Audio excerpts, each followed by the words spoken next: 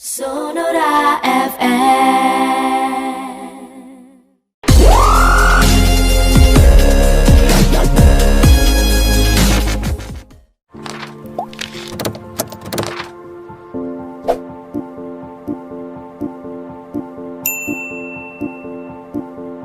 Sahabat Sonora, besok umat muslim akan merayakan Idul Adha 1441 Hijriah. Kami akan mengajak Anda mengenai apa itu makna dari Idul Adha sendiri bersama dengan Kiai Haji Nawawi Denji, Imam Besar Masjid Agung Palembang.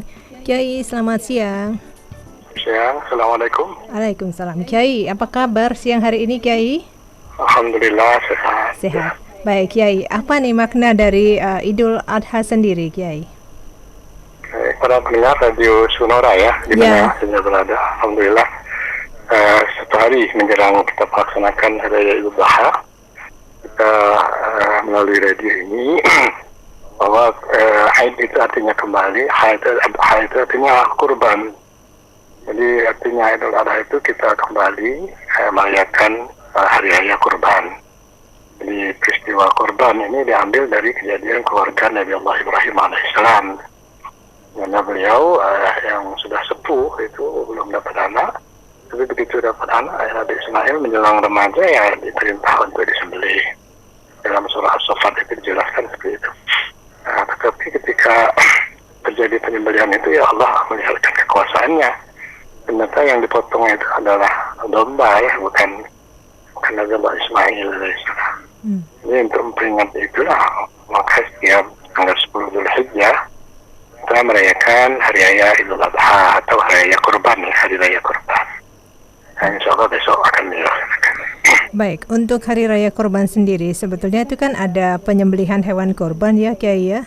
Ini ya, apakah betul. ada apa boleh dikatakan aturan yang harus dipenuhi, Kiai? Oh tentu aturan ya, memenuhi persyaratan korban tersebut. Minimal ya berumur 1 tahun, untuk kambing, untuk sapi 2 tahun. Dan tidak ada cacat ya, giginya, matanya dan sebagainya ya, yang bagus lah begitu ya. Ini persyaratan yang harus dipenuhi oleh orang-orang yang akan berkorban. Untuk 1 orang 1 ekor domba kan, untuk sapi ya 7 orang korban 1 ekor sapi. Oke. Kemudian daging kurban sendiri dibagikan ke siapa saja, Kiai? Ya kepada para mustahik ya, para orang-orang yang du'afa, yang miskin, yang berhak untuk menerima itu. Makanya karena saat ini Idul Adha dalam suasana pandemi ya sebagian besar panitia kurban itu tidak mengumpulkan orang untuk mengambil kurban di tempat penyembelihan. Jadi melalui ketua RT, nanti ketua RT yang akan menyalurkan ke rumah-rumah penduduk yang menurut ketua RT kan tahu yang mana yang berhak untuk menerima itu di warganya itu. Baik, bagaimana dengan persiapan untuk ibadah sholat Idul Adha sendiri di Masjid Agung Palembang? Ya, alhamdulillah ya tahun ini ya PHBI ya, karena Idul Adha, Idul Fitri, Maulid, Isra Mi'raj, Nuzul Quran itu kan pelaksanaannya adalah PHBI, peringatan Hari Panitia PHBI, peringatan Hari Besar Islam Kota Palembang yang diketuai oleh Pak Wali Kota. Tahun ini Alhamdulillah Idul Adha hasil keputusan rapat itu dilaksanakan di Masjid Agung, tapi dengan tentu protokol kesehatan. Protokol kesehatan pakai masker, lalu bawa sajadah dari rumah dan sebaiknya wudhu dari rumah, dan jarak antar jemaah ya 1 meter lebih lah gitu, dan diukur suhu badannya untuk masuk ke Masjid Agung itu. Kalau yang lebih dari 37,5 tidak bisa masuk tentunya. Dan dilaksanakan di dalam masjid, tidak di lapangan. Biasanya kalau Idul Fitri, Idul Adha itu kan Masjid Agung, PHBI mengadakan di lapangan halaman Masjid Agung. Tapi untuk tahun ini dilaksanakan di dalam masjid, karena yang jemaahnya terbatas. Berarti dibatasi seperti itu, Kiai? Ya, dibatasi.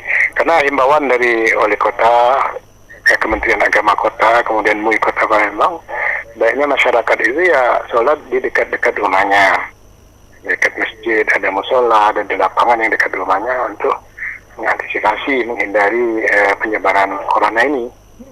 Jadi kalau di dekat rumah kan terpantau jemaahnya, wah ini tetangga saya tahu, jadi tidak ada yang mungkin membawa virus itu. Kalau di kayak Masjid Agung kan macam-macam jemaahnya. Ya. Nanti khawatir nanti terjadi penularan itu. Kurang Jadi lebih baiknya masyarakat ya sholat di dekat-dekat rumahnya saja. ya, kurang lebih berapa umat yang akan hadir dalam ibadah? Kapasitas Masjid Agung itu kan biasanya 6.000-an ya. Nah untuk Idul Adha ini kita cuma menampung sekitar 3.000 maksimal. Maksimal Hanya 3.000. diadakan di dalam masjidnya. Ya. Mulai pukul berapa sholat sendiri, Yai? Seperti biasa kita mulai pukul 7. Pukul 7 ya. Karena ketentuan Idul Adha itu kan diutamakan lebih awal, lebih cepat. Karena umat Islam dianjurkan untuk imsak terlebih dahulu. Jadi setelah subuh itu dianjurkan untuk jangan makan dulu, nanti setelah sholat Idul Adha baru makan. Jadi dianjurkan untuk lebih cepat sholatnya. Kalau Idul Fitri kan orang makan dulu baru sholat di sini. Idul Adha enggak, ya disunahkan untuk imsak dulu, menahan diri. Nanti setelah sholat Idul Adha, setelah khutbah baru pulangnya baru makan. Untuk Penyembelihan hewan kurban di Masjid Sultan Mahmud Badarudin II akan dilaksanakan seusai sholat berarti? Untuk tahun ini kemungkinan tidak dilaksanakan selesai sholat, kemungkinan di malam hari untuk menghindari kerumunan massa. Jadi malam untuk sampai pukul subuh penyembelihan itu nanti diserahkan sama ketua RT yang ada, ketua RT yang bagi ke masyarakat. Oke. Apakah sudah ada data berapa yang menyumbangkan hewan kurban di Masjid Sultan Mahmud Badarudin II Palembang sendiri?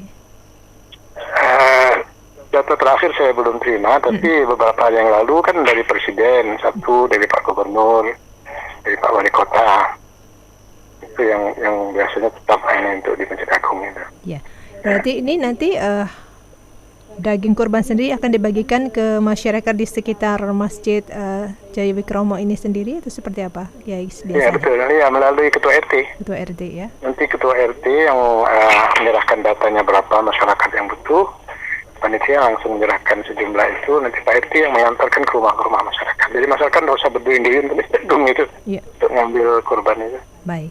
Kiai, ada yang ingin disampaikan untuk masyarakat terkait dengan Idul Adha esok hari, Kiai, khususnya yang akan merayakan atau sholat di Masjid Jaya Wikromo Sultan Mahmud Badarudin II Palembang atau Masjid Agung Palembang, Kiai? Ya, bagaimana yang kita ketahui bahwa di suasana pandemi ini kita harus menjaga kesehatan kita masing-masing. Ya, sebagaimana ya Pak, pemerintah juga menganjurkan patuhi protokol kesehatan. Dan kalau bisa di dekat rumah ada masjid, ada musola, ya sholat di dekat rumah saja. Apalagi yang sudah sepuh, sudah tua, atau anak-anak.